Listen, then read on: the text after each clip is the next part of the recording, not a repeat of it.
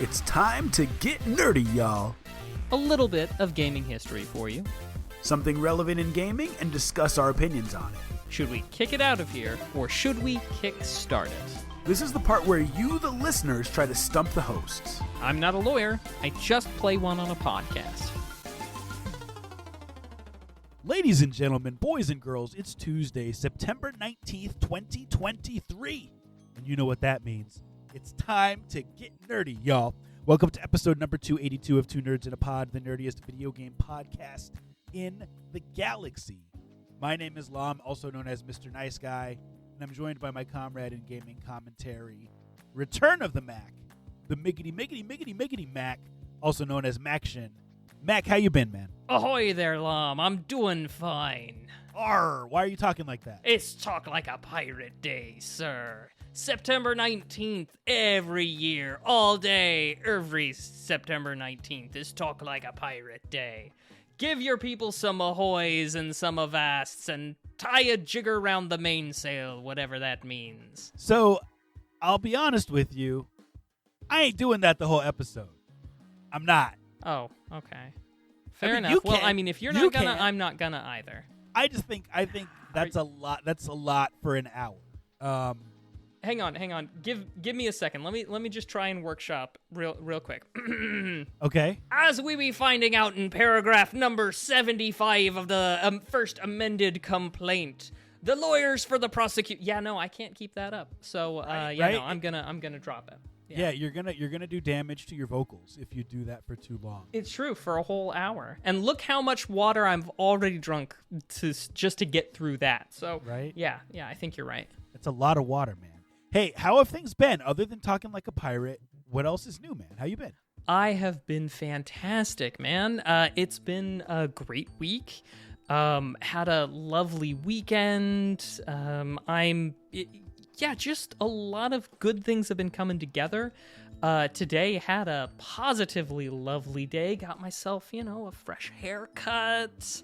Went to the dentist. Got one of those good news dentist visits, which just shows how old I'm getting because, when I get a good news dentist visit and that's like, week-worthy topic of discussion, I feel like that just goes to show. Right. But played some good games, watched some good movies. Looking forward to talking about some of that later. But it's just been a real good week. And I'm gearing up for a trip to go visit some friends next week. So I'm really excited. I've got cool things in the works. That's fantastic, man. I'm glad to hear it. Well, Mac, I took the plunge this week, and I'm going to hold this up for the people at home to see. You'll notice my Steam Deck looks a little bit different than it did last time I had it. Purple backing. And I have modded my Steam Deck, y'all. Now, I'm not a crazy person, so I only got the back plate. I did not want to completely disassemble the thing, so the front is still black. But the back plate is awesome. This looks so cool. It has this additional heat dissipation pad. And I don't know if you can see in the video, Mac, these buttons, they kind of stick out a little bit. Okay. So they're a little bit more clicky. Let me just hold it and you can kind of see. They're not flush with the system. Mm-hmm. And it adds like a new tactile type feel that I really, really love. So yeah, man, this was a worthy mod. I got this for $20 on Amazon. Shout out to JSOX for making this. And I bought it and I'm loving it, man. So things are good. Fantastic. Thank you for paving the way. I feel a bit more confidence well within me to try that mod myself. This mod, takes all of 20 minutes. You unscrew, you make sure you take out the SD card, you screw stuff back in. There's no unhooking the battery, none of that. It's pretty smooth. So glad about that. Mac, other than that, man, there's so much cool stuff I could talk about, but we have a lot of news to talk about. So I say we do what we do best and hop right up in that gaming news, my friend. What do you think about that? Absolutely. News story number 1, Mac, from Kotaku.com. This is written by Levi Winslow. Activision says Switch 2's power is akin to PS4, Xbox One. Here's what he writes. As reports that a Nintendo Switch successor is inbound become more commonplace, we're learning more about what we can likely expect from the company's next console. Maybe this was to be expected, but new details suggest that the performance of the Nintendo Switch 2, or whatever it ends up being called, may be roughly on par with the PlayStation 4 and Xbox One. That would represent a nice step up from the current Switch, though obviously not enough for one to match Sony and Microsoft's latest consoles. According to The Verge, Activision Blizzard executives, including CEO Bobby Kotick, met with Nintendo in December of 2022 to chat about the Switch 2, as uncovered in heavily redacted summary document labeled ng-switchdraft.pdf that was made public. They have some details on this. So, Mac, my question for you, and welcome to those of you who are here live. We appreciate y'all being here. And for that subscription, Rolf, we really appreciate you, brother. Mac, the Switch 2 potentially coming out next year. You've played the Nintendo Switch. You've played through Breath of the Wild. You've probably played through some other games. And I think we've discussed this before, but what would you like to see in a Switch 2? And if you need a minute to think about it, I did reach out to several of our viewers pre-show and got their answers. Ooh, yeah, give me a minute to think about it, Mr. Nice Guy. And I'll crib off of some of our insightful viewers, as I tend to from time to time. Okay, so first, we're gonna give a shout out to my kids, Mr. Nice Guy's kids, because I asked my kids who play a lot of Nintendo Switch. I said, "What would you like to see in the?" Mr. Nice Guy, does this constitute child labor? It does not, because I feed them. Oh, good. So yeah, they get free room and board, so they're all set. Okay, fair. They've been compensated. I asked my kids what they'd like to see in a Nintendo Switch. For context, we have the original Switch and the Switch OLED in the Nice Guy household. My kids are spoiled, but also I play those. And here's what they said: nicer screen is one of the biggest things that they said, and more customizable options. So, for example, they'd like the Switch to be able to be customized as far as the colors, beyond just the Joy-Cons. And then also the Switch background can be black or white. They'd like you to be able to make it blue, purple, green, all types of stuff. One of my kids, my second oldest son, said that he would like the Switch to be able to follow you around so that you don't have to carry it places, which I thought was a very unique answer, and I told them I'd be sharing it on the podcast. So that's what they said. Mac, we also asked our good friend T. Yankum, who regularly watches the show. Here's what he had to say. Backwards compatibility is always nice. A fix for the infamous stick drift. Bigger buttons on the controller would be a plus. Possibly extended battery life. He says that his family just got an OLED model recently, and they were impressed by the larger fold-out stand. It'd be nice if that became standard. Mario Odyssey 2 would be a good reason to buy, and bigger SSD would also be nice. The standard version of the first only has 32 gigabytes, which fills up pretty fast. Now, I did ask one or two more people, but Max, shall we pause and get your thoughts on what you'd like to see? Or should I read a few more? When I had easy access to a Nintendo Switch, it was when I was living with my sister-in-law and brother-in-law, and fantastic time, got a chance to play through Breath of the Wild, thoroughly enjoyed it. But most of the time, I was either docked or close to being docked. So, power wasn't too much of a thing for me then. However, since that time, I now have the Steam Deck, and I tend to take that with me, so I go far from home with it. So I can tell you that one of my biggest things that I would like from a Steam Deck is better battery life, and I think the way that I live, how I am now, I would be taking a Switch with me a lot more. So battery life would be my bigger, sticking point for an improved Switch 2. Because I don't think it needs all that much more power, from a computing standpoint. Agree. But I think more battery life would give me a better experience, for the alternate universe version of Mac who has a Switch 1 and wants that in a Switch 2. But that's what I think would be my answer. Yeah, Although I won't lie, the follow you around, thing that your son suggested, that would be very exciting. I imagine it following me around like, what was it? Was it called Ghost in Destiny? Oh, yeah, the Ghost. Yeah. Monitor from Halo bobbing around behind you. That would be so cool. Or the, hey, listen. Yeah, absolutely. I'm sure there'd be some type of lawsuit if the video games could follow you around about addiction and violence and all that. Hey, regardless, we have one more answer here. I asked our good friend Spenis Demenis what he would like to see in the Switch 2. Here's what he said. He said, I would love to see the updated tech for better quality of games, which Nintendo has not been known to do. Improved optimization, a steady upgrade from the Switch itself. Backwards compatibility should be a must. The optimization is because the frame rate issues at times for games like Legend of Arceus and Scarlet and Violet, but I can say that F-Zero 99 has been enjoyable. So, yeah, I mean, I think that I agree with everything that people have said. One other thing my kids said is they'd love to see it be able to play the Xbox games. And at first I meant, do you mean like that we get more third-party stuff that like Call of Duty and games like that can play on the Switch? And I think that they just want it to be able to do like emulation and be more versatile like the Steam Deck. Because my son was like the Steam Deck. Your Steam Deck can play everything. So I don't know if that's feasible, but I thought I'd share that. Mac, I don't want a more powerful console from Nintendo. But what I do want is a console that has the basic features that Sony and Microsoft have provided for a long time. I want some type of achievement system. I want some type of voice chat so that when I play Mario Kart, I can talk to my friends and my opponents. I want a console that, yes, has the quote-unquote kiddie games that I love, but has the adult features that allow me to enjoy them and communicate with friends, with foes, with other people, and just have fun that way. Like, no one's buying Nintendo games for graphics. People are buying it for fun and for community, and I think that the community could be greatly expanded if tied to our profile there was some type of achievement system and furthermore. Now, the last thing I'll say is the controllers, the Joy-Cons to me. At first, I was like, this is a great idea. I love it. They're not good to use. If you have average or larger size hands, you get tired using them very quickly. I have a Pro controller.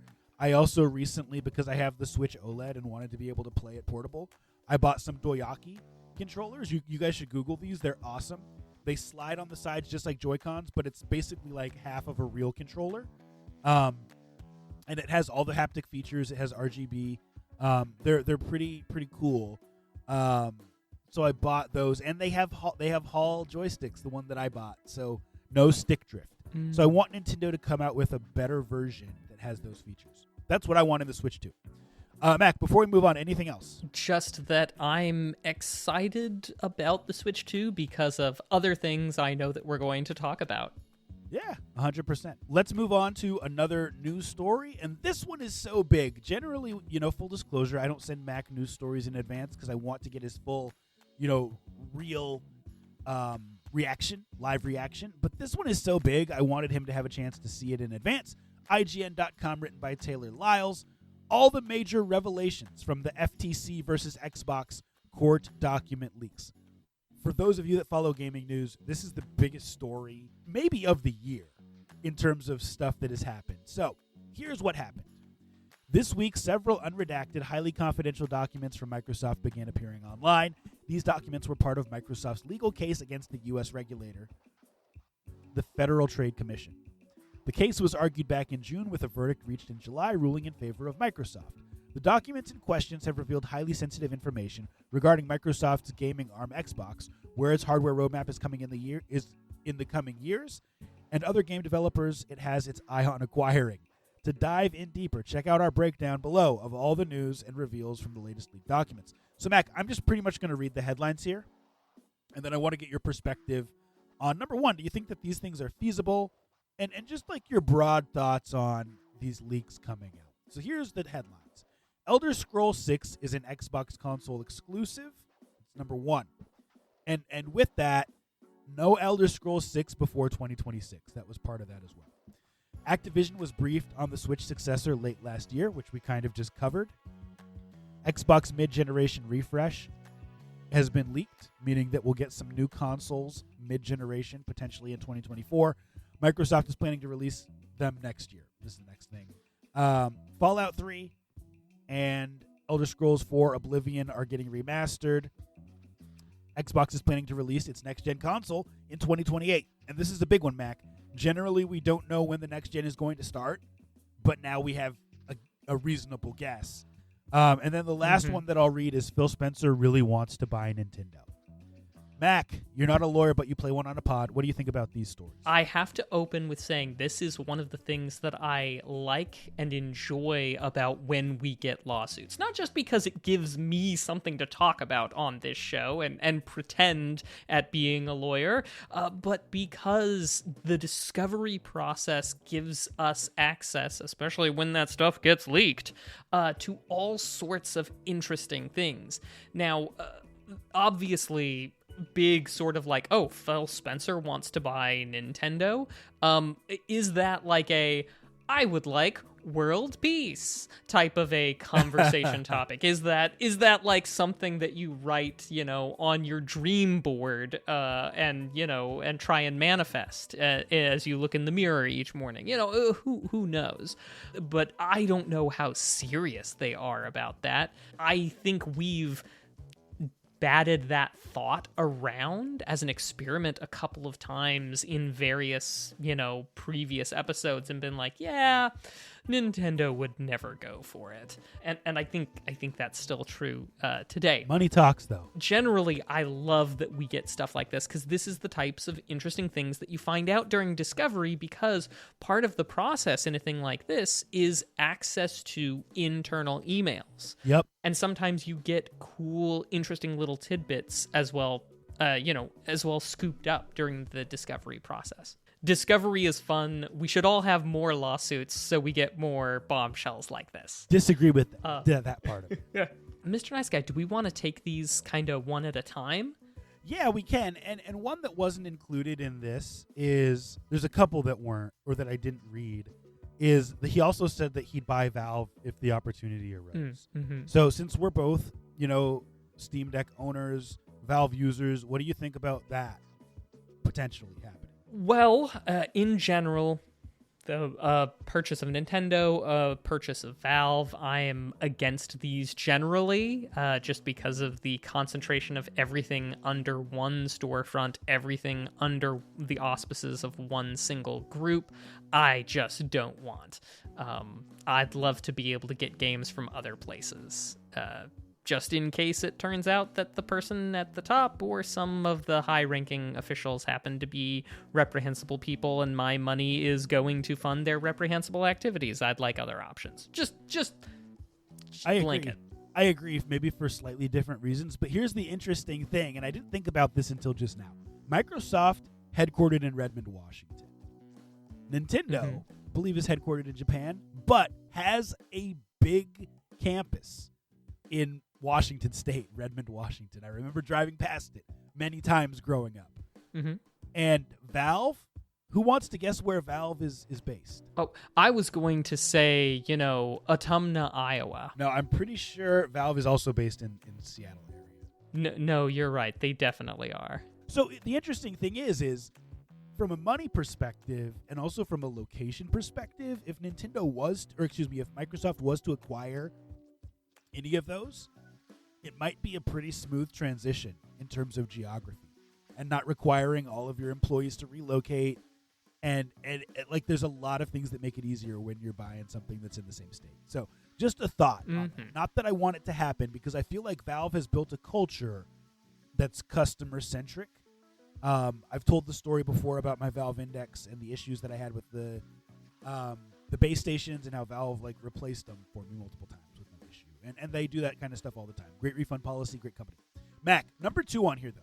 Elder Scrolls 6 is an Xbox console exclusive, potentially coming in 2026 at the earliest. Thoughts on that? Oh, man. I'm excited by the prospect of a new Elder Scrolls game. Sure, they did a good... I'm disappointed, of course, because it means Elder Scrolls 6, if it's going to be an Xbox exclusive, means that I won't be able to, just like Skyrim, I won't be able to get it on enough platforms. So, that I'm sad about. But real talk, I feel like I was kind of expecting that ever since they picked up, Bethesda. I think we were all kind of expecting that would be the case, right? To me, that's not a surprise. The bigger deal is the date, which is something people have been wondering about. 2026. Right. And I guess in 2018, and I had forgotten about this, they did a teaser trailer for Elder Scrolls 6 that literally just said Elder Scrolls 6. So, I mean, 8 years before the potential release date. So, I mean, if anyone has not played Skyrim and they're waiting for Elder Scrolls 6, you have time to play Skyrim. Indeed. Even me, Mr. Nice Guy? Even you, Mac. Have you not played it? I know you played Oblivion a lot. No, I still haven't played Skyrim, no. You should, man. And this Oblivion remaster that's going to be coming out, I'm looking forward to, because I've only played just a couple hours of Oblivion. Morrowind is my go-to. Oh, that's right. See, and Fallout 3 was my jam, so I'd love a remaster. Last one is the next-gen console potentially in 2028. We're not talking about the mid-gen, Mac. We're talking about the next-gen. What do you think about 2028? Well, let me rephrase that. What do you think about us potentially knowing when it's coming and the effect that could have on the industry? Well, it certainly does make the refreshes that are going to be coming out next year look a lot more interesting. Because one of the things we're always thinking about and worrying about when we get a refresh in a middle of a gen is, of course, is this going to be obsolete just a little bit? Mr. Nice Guy, I don't have the numbers in front of me and I didn't follow it closely, so I'm hoping to rely on your memory here. But what was sort of the gap between the PlayStation 4 Pro and then the PS5? Did we have a couple of years, or did that come out pretty quick? It was a couple years, and they've done a good job about having the mid-gen refresh literally be like a few years before the next console. Can we say the same thing for Xbox with the Series X and S and that sort of? Yeah, because I remember I bought my Xbox One, and it wasn't for like 3 years after that. Mm-hmm. That the Xbox Series came out. So yeah, they've done a good job of having it be mid-gen.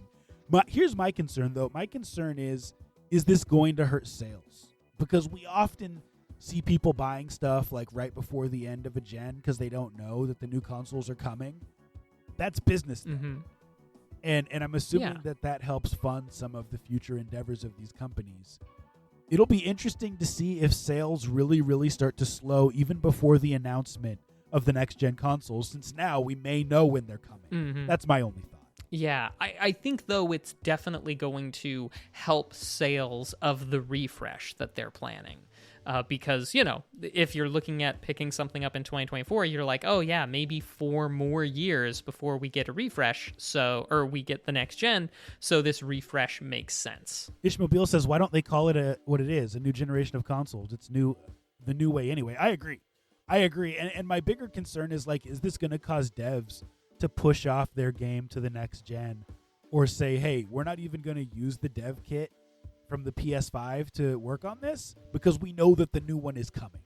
So we want to work on this for the next generation of console. You never know. Yeah, you never know. I will say that general idea, I think, is part of the calculus for AAA devs. Not true for the majority of developers, but, definitely true of the AAA titles. Yeah, 100%. Hey, for the sake of time, that has been our news for the week. All right, well, now that we've seen what's going on right now, let's take a little look into the past. A couple of very notable games and things happened this last week in the years that came before. The first one, and perhaps one of the bigger things that took place, Monday, September 13th, 1993, also known as Mortal Monday. Mr. Nice Guy, do you remember, I know it's going back a ways, but do you remember Mortal Monday in 1993? I do not. Refresh my memory, dude. Acclaim spent $10 million, according to a Fox News report that they did talking about it back in the day and how it was going to ruin the children, but more on that later, on advertising that Mortal Kombat was going to be coming out on home consoles. $10 million. And the one thing, of course, posters, billboards, everything like that. But the thing that I remember most is a television spot that went on altogether way too long of people in like New York proclaiming Mortal Kombat and like people running into the streets of downtown New York. Yes. Yeah.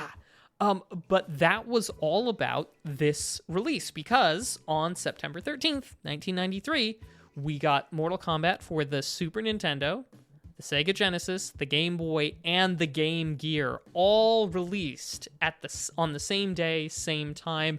This was truly, and when you're talking about Game Boy, Game Gear, and the Super Nintendo and the Genesis, it's like developing 3 completely different games.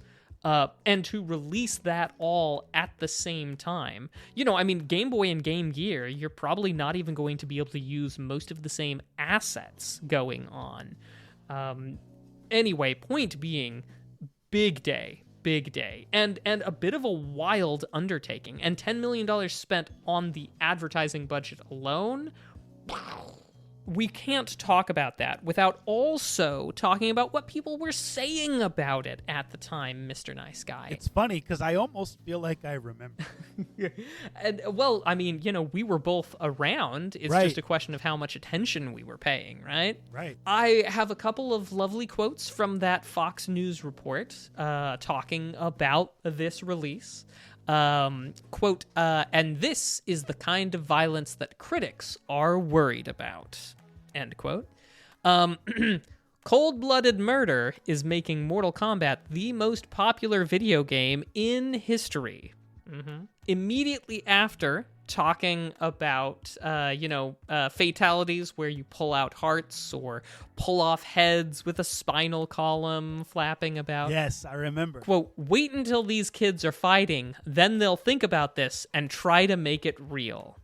So, Stop it. But of course, this is why in the mid-90s we were inundated of children in schoolyard fights ripping off heads, spinal columns still attached. Mr. Nice Guy, how many fatalities did you personally witness growing up? Not many. I think I probably witnessed more once the news started covering war than I witnessed actually from playing a video game or seeing kids reenact video games on them. Indeed.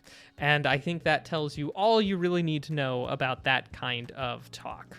But poor Ishmael is still seeing a therapist because of what a terrible time and left permanent scars. Moving on, though, no less interesting but slightly less divisive and triggering topics. In 2002, the Game Boy Advance, they released their e-reader. Now, this was not something that I did a lot of work with, but for those of you who don't know, it was essentially kind of like a credit card reader that you plugged into your Game Boy Advance. And it could do tons of interesting things because by swiping specific e-read codes or e-codes that were printed on various promotional materials, sent out in magazines and the like, you could play games. It would store information on those strips.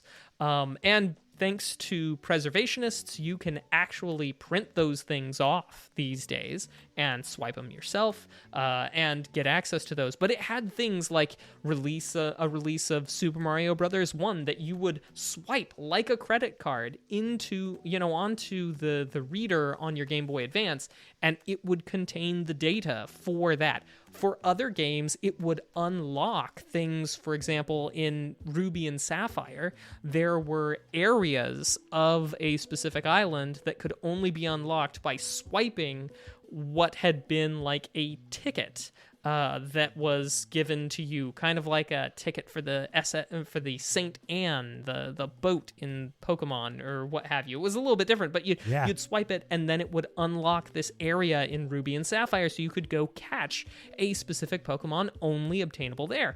There was this like thing that they gave out at E3 2002 where you could swipe that and it was like a Kirby themed thing and you might have won a prize.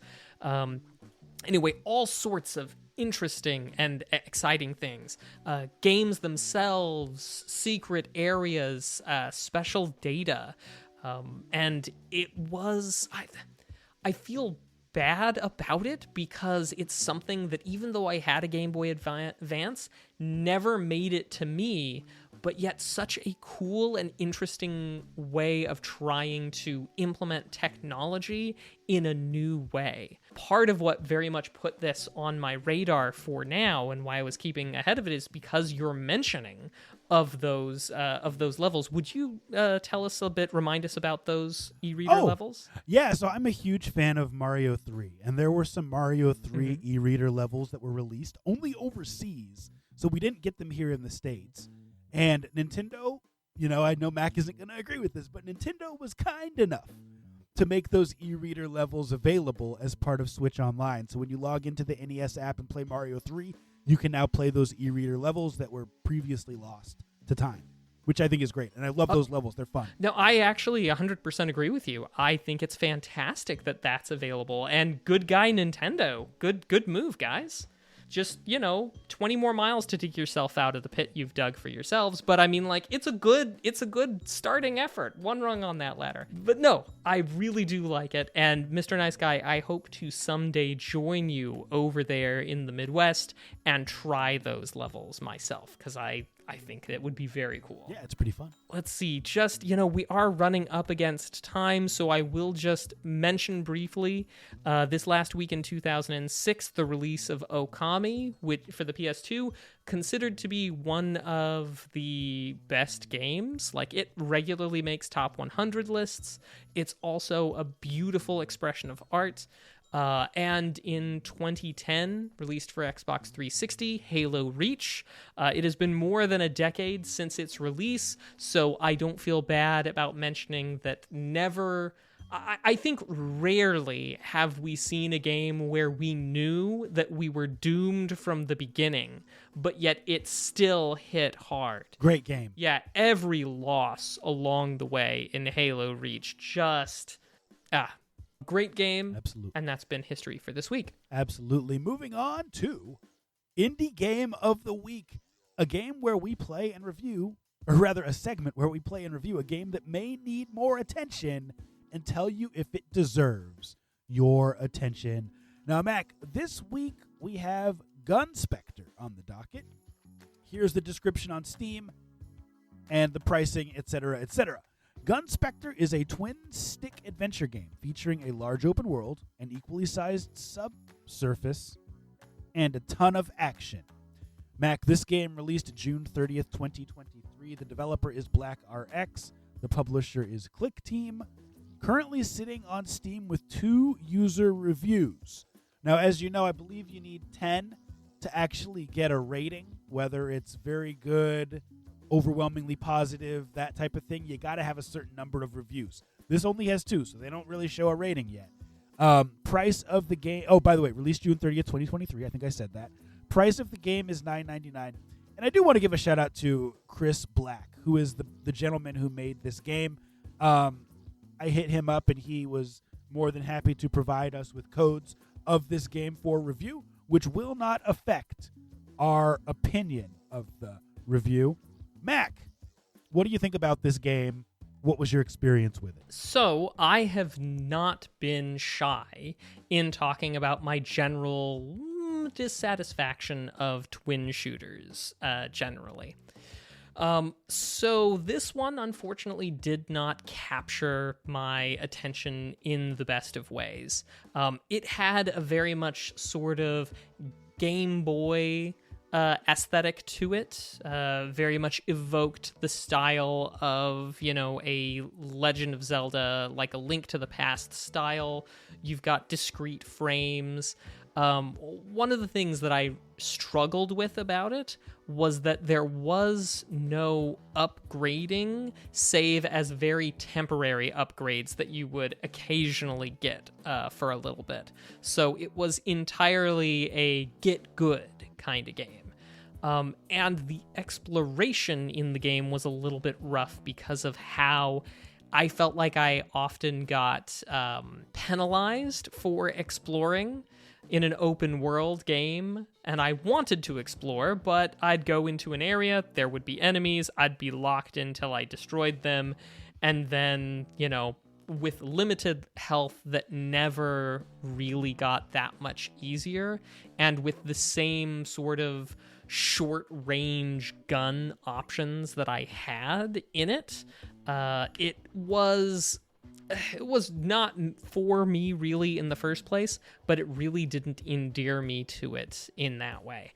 I appreciated the style of the game very much. A lot of very cool, very interesting pixel art takes, and definitely a lot of love in this. But maybe it's just because I wasn't good, and I definitely didn't get good by the end of it.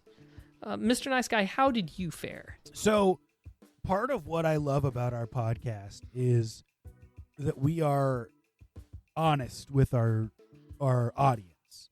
And I think that we've gained a lot of credibility because of that. And that's not going to stop today. And so we're appreciative. Let me speak for myself. I'm appreciative that, Chris, that you provided us with these codes. And I will say, I believe this is the first game that he has ever made. The nicest thing I could say about this game is that it is a noble attempt at making your first game, right? Now, if I'm going to use stand-up comedy as an example, I think about when I started doing stand-up in 2009. I was not good at stand-up comedy. And so it wouldn't have made sense for me to record an hour of myself doing stand-up comedy and sell it, because I was still learning what it took to be a good comedian, what it takes to be a good comedian. The different nuances, reading the room, joke writing, getting laughs for the right reasons, all those little things. And so with this, I feel like this is a good example of a game that he should have made and kept to himself. And I say that respectfully, because there's a lot of pieces here that just don't fit together. Mac, I'll give you an example. So when I first dive into the game, the presentation is something that's either going to make or break. Are you going to want to play this game, or are you going to want to set it aside? And there's some text that's scrolling, and even just the scrolling of the text, it's like one line scrolls, and then instead of that line disappearing, like it goes up, and then another line scrolls, and it was just like super messy. I don't expect every game to be optimized for the Steam Deck, but in this day and age, a game that looks like this should absolutely be optimized for the Steam Deck in terms of controls. And the controls, without going in and tinkering, were just a nightmare. It controlled very, very poorly. And I agree with you. The lack of modern gaming decisions, upgrades, right? Things like that for a game that's based in exploration should have been there. The last thing I'll say is I feel like I was misled by the trailer. Because when I watched the trailer, it's not like the graphics were amazing in the trailer and then the graphics were dumbed down when I got to the game, like with Dead Island back in the day. But the graphics made it look like, oh, you're running, you're shooting. It's a Legend of Zelda style twin stick shooter that's going to run really smooth and be fun. And it's like he just took the highlights of certain parts of the game and put them in the trailer and made me think that I was going to be getting that. It's like when you see a movie trailer and all the funniest jokes are in the trailer. And then you go see the movie and it's like, oh, I already saw this in the trailer. That's how I felt. I cannot, in good conscience, recommend this game. But I hope that, Chris, that you, if you're listening, that you keep making games. Yeah. Because just like how when I started doing stand-up comedy and I was bad at it, I kept going and now I'm, decent at it. Keep making games. Sorry that Gunspector didn't do good for me. Best of luck to you, sincerely. And that has been Indie Game of the Week. All right, well, now we turn to a crowdfunding project that's trying to get off of the ground. We call this Kick or Kickstart, and I have a rather simple one for us today. Unlike most of the time where it's about video games, this one is a bit more about gaming accessories. This is the Toyzo game table. Now, Mr. Nice Guy, I have often wanted a good table for gaming. And for most of us in this world, we know the big dogs who are making gaming tables, and that's Wormwood and such, and you can expect to pay couple $1,000 for, for a gaming table. And I honestly don't need something like that. I don't need something made out of Purple Heart. I don't need something made out of this incredibly bespoke stuff. But what I want is I want a table that will work for both gaming and for other things, and that, yes, I can add stuff onto it, but at its heart allows me with a good platform for playing board games and the like. And this feels like maybe it could be their Toizo game table starting at $229 for a dining room sized, for a dining room sized table that has leaves that go on over top. I wish you guys were here for the live show because Mr. Nice Guy's reactions are going real great right now. I'm watching the video as you talk. Yeah, the leaves that go on over top that double as a coffee table as well with legs of their own, areas underneath, rails for adding additional accessories such as, things to hold extra dice or figures or cups or wireless charging or stuff like that.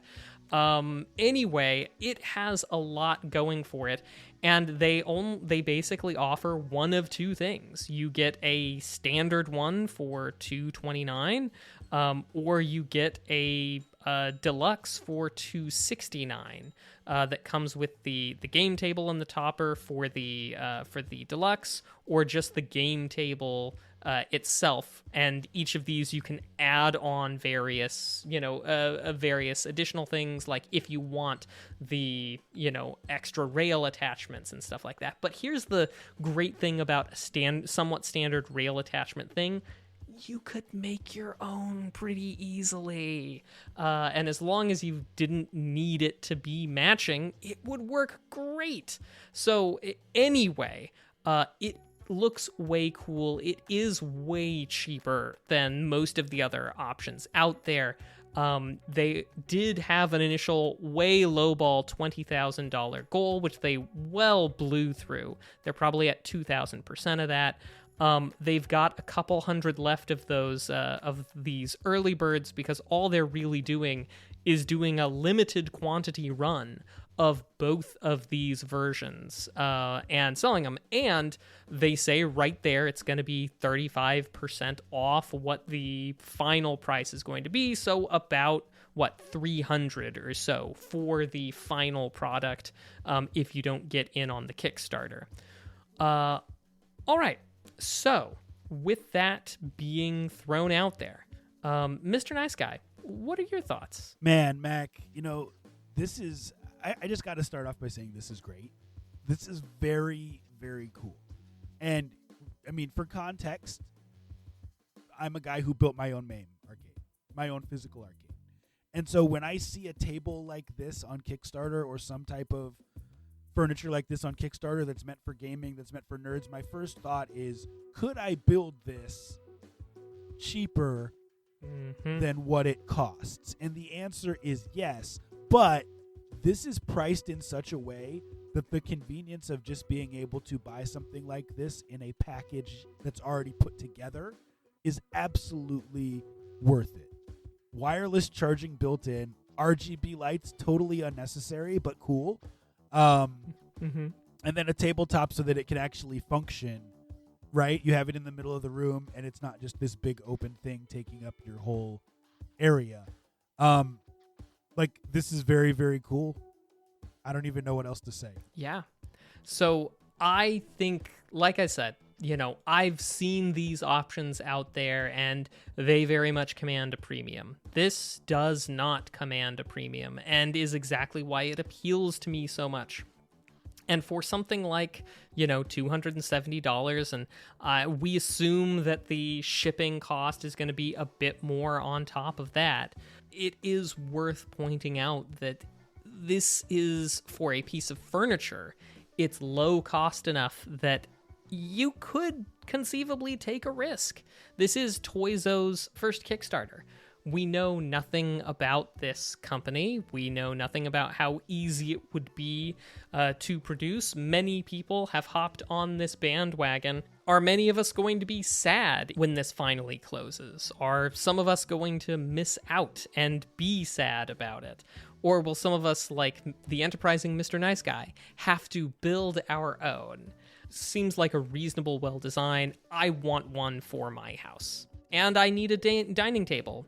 So kickstart. Here's the I say kickstart as well, but I gotta come with the realism though, Mac, because I gotta ask you. Yes, bring the realism. Like, this is my only complaint. Number one, when is this expected to ship? It is expected to deliver in February of 2024. So that is February of next year, like 5 months out. Okay, so here's the one problem that I may have with this. How much are you, as someone who does tabletop quite a bit, actually doing it in person as opposed to doing it over Discord or using, what's that D&D online? D&D Beyond? Yeah. How much are you actually doing it in person? How much do you think the average person is actually saying, hey, it's game night, let's all come together in person and play on a table? That's my only concern. It's rarely happening for me. Right. However, not that long ago, I did have a couple weeks back, I had some friends over, and we basically played D&D every night for the whole week that they were hanging out. And my goodness, did I wish that I had a table like this. But also, I kind of feel like I could use a dining room table at this point that I don't already have. It checks a lot of boxes for me, but you are right. I don't have a lot of people coming over in spite of living, in an incredibly gorgeous place. Nobody's coming out to visit me, Mr. Nice Guy. And that's not what I was saying. I was more just saying that in a post-COVID world, right? A lot, we started our game 3 years ago now, during COVID online. And so I think a lot of people have moved that route. It's just like couch co-op. It doesn't exist as much anymore. That's my only thing. But kickstart all the way to success. Yes, and I think so. And no, sadly, no downloadable demo that we can try out for this. But maybe next time. I will still say, though, I think kickstart. Love it. I might have to get one. Time for our next segment, Nerd Flex. Woohoo! A segment where you, the viewers, try to stump the hosts, and rarely do you ever. If you're here live, you got a job to do. Get your multiple choice gaming-related questions into the chat. Mac and I will use nothing but our noggins to try to answer them, and we'll see how we do. Now, Mac, this is not a sound test episode. No, but now that you asked like that, I'm like, no. I ask that every week, just because I don't know what I'm doing. I believe the next one's going to be 283. So next episode will be a sound test episode. But yeah, okay. We're getting close there. Well, we got one question from Ishmobile. Mac, would you do the honors with this first question? Certainly. The Ishmobile crew asks, in Project Zomboid, with standard settings, what is the probability of turning into a zombie when bitten? So I have not played Project Zomboid in a while, and I played it primarily in its earlier, revisions. I don't know, maybe revision 14, 41, something like that. And so I don't remember turning into a zombie after having been bit. I think you kind of had to die. They had to get you all the way to 0 to health to turn you into a zombie. I've played it within the past few months, and when you get bitten, you're right. You immediately start to bleed out. Unless you can find the proper medicine and bandages to fix it, you die. I've never turned into a zombie after getting bitten. And maybe it's just because I'm getting scratched and not bitten. I would have guessed 0%. I'm going to guess that it's a low percentage since I've never had it happen. Yeah, I'm with you there. I'm leaning toward the 12.5% option. Me too. But then again, maybe the issue is that we get bit and then we die because we don't have the stuff to keep ourselves going, at which point we would have turned into a zombie pretty quickly. But with standard settings, I would say either 25% or 12.5%, and I'm going to go 12.5%, I think. How about you? I'm going to go 12.5. Let's do that. Final answer. Let us know, Ishmobile. I'm ready to be wrong. Wow, 100%. What? Once bitten, you will turn within a couple of days if you don't die before that from other causes. Even if you stay alive, you will turn into one anyway. Scratches and lacerations are much lower percentages. So maybe that's it. Maybe we've just been either dying after we get noshed on, or we've been mostly getting scratched for that. So yeah, I would not have guessed. Although it does make sense considering the genre. It does, Project Zomboid. There you go. I learned something new, and I need to play more of that game because it really is a fun game. There's just too many games, man. We're 0 for 1. Here's question number 2. This one comes from the test bank. And here's what it says. It's a Nintendo question. Who is usually attributed to the creation of the Game Boy? Ooh, I have no idea. Miyamoto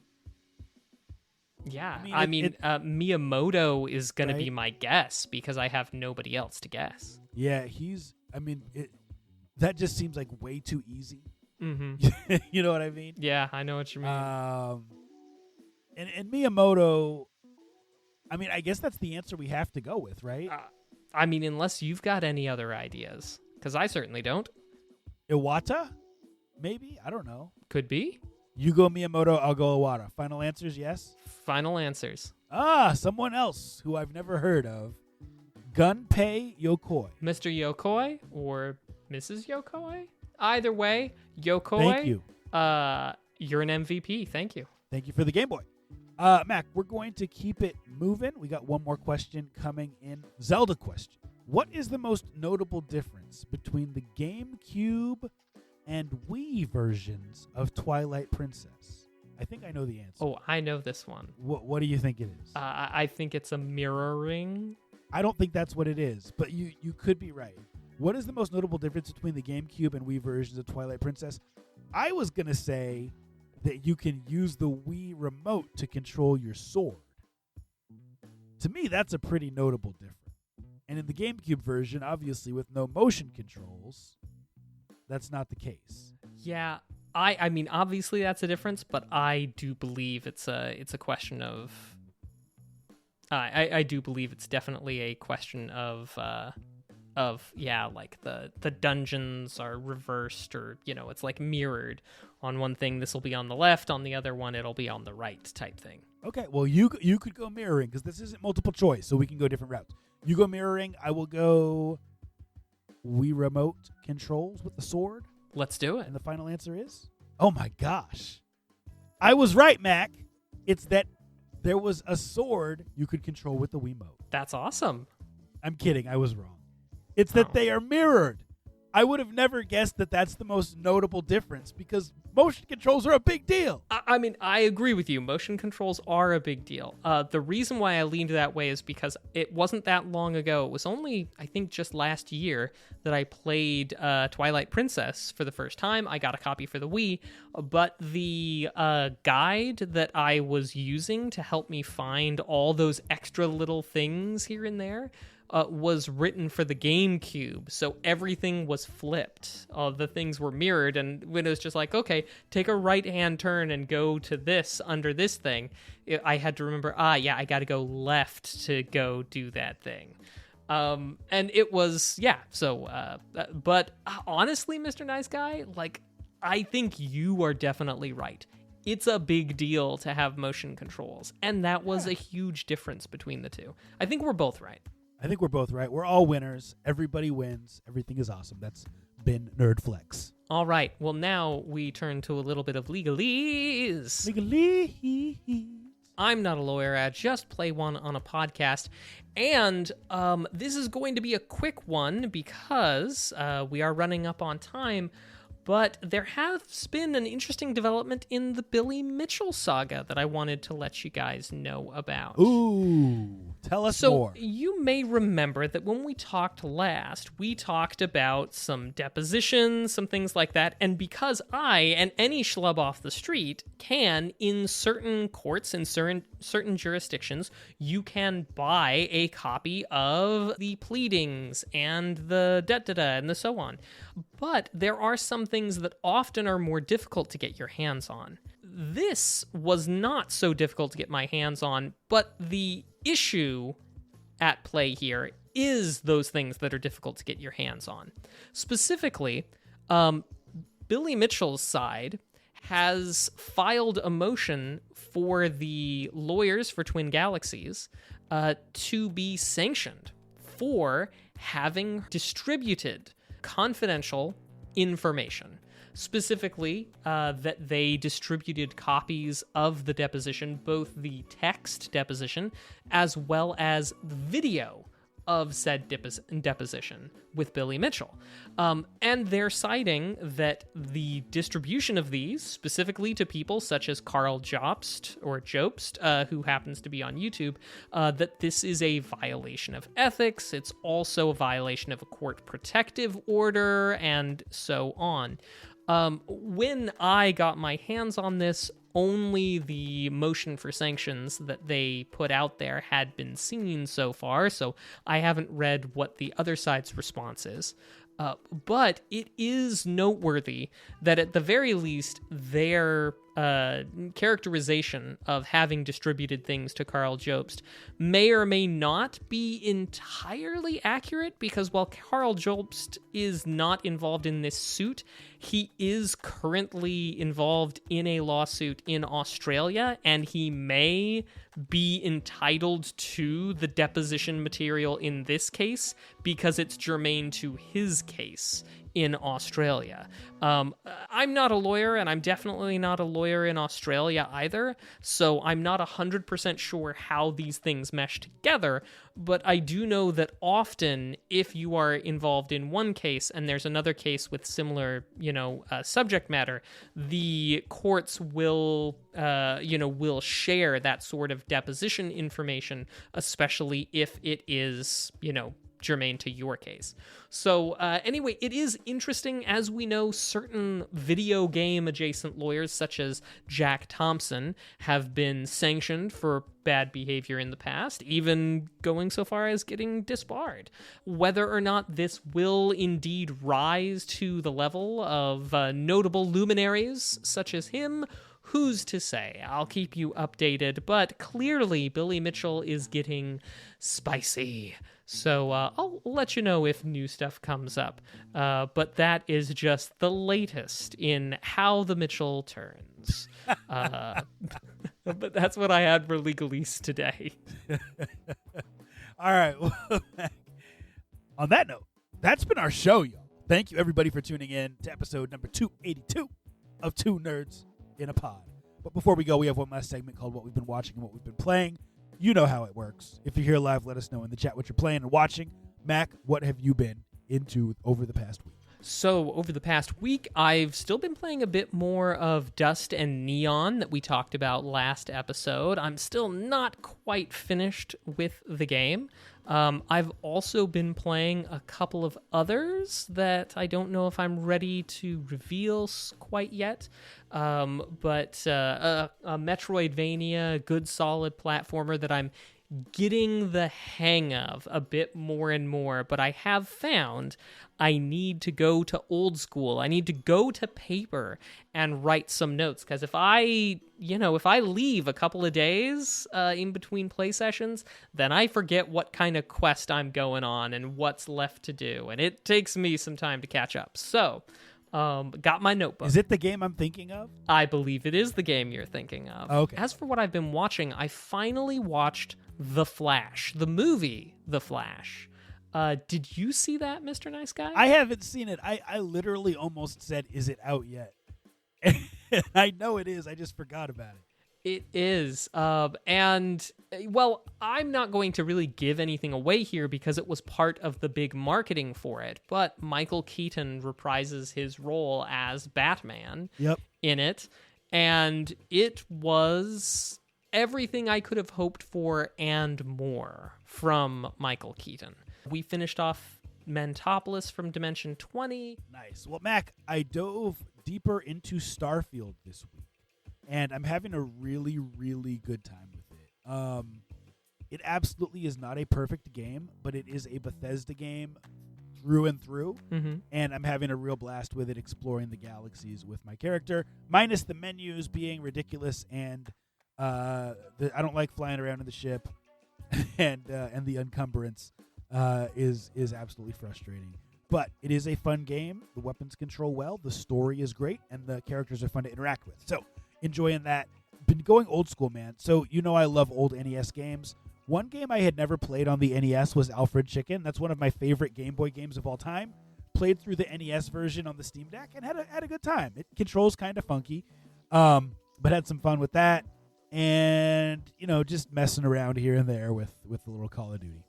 As far as watching, Mac, I'm all about YouTube, man. At this point, I barely ever have time to watch TV. Other than, like, a couple football games, been watching a lot of people collecting retro video games on YouTube and watching Steam Deck mods. And I told y'all at the beginning I did this mod on my deck, and I'm loving it. And that is it, Mac. Why don't you take us home, my friend? Thanks, everybody, for coming out and being a part of the show. Be sure to join us most Tuesdays at twitch.tv/2nerdsinapod. That's with the number 2 at about 7 p.m. Pacific, 9 p.m. Central. And get nerdy with us. Bring that energy, bring that positivity, and most importantly, bring that nerdy trivia to stump us because, hey, you're more fun to play across than a test bank. But all that being said, we love you. Be excellent to each other. Keep it nerdy. We'll see you next week. Bye. Be kind. Bye.